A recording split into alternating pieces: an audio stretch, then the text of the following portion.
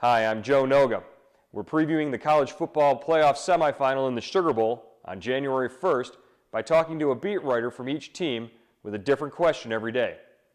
We have Doug Lesmerises, who covers Ohio State for Cleveland.com, and Michael Casagrande, an Alabama writer for AL.com. Guys, our topic today, who is a defensive game changer to watch for each team? Doug, let's start with you, and then we'll go right to Michael.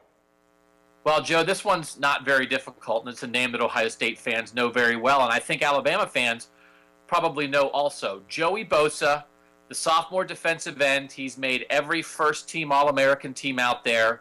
He led the Big Ten in tackles for loss. He led the Big Ten in sacks.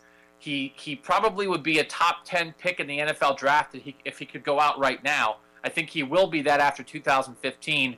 He absolutely could be that defensive game changer for Ohio State against Alabama. We've seen him do that before. Teams have been, I think, paying more attention to him in the last few games. There was a stretch in the middle of the year where teams seemed to be trying to block him one-on-one, and that was not working.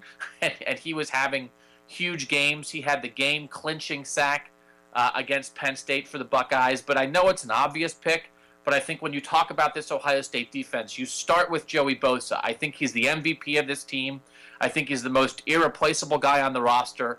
And I think in the Sugar Bowl, if he can get pressure on Blake Sims, he would be the guy who could change the game for the Ohio State defense.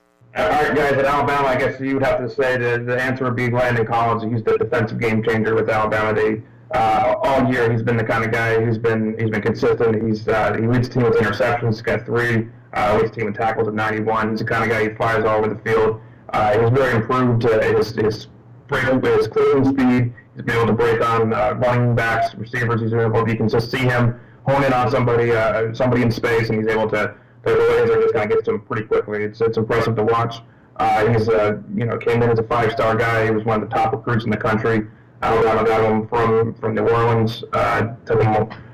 LSU was considered one of the top guys for him, and he came to Alabama despite the issues of his family, and he's really worked into being one of the top guys in the country.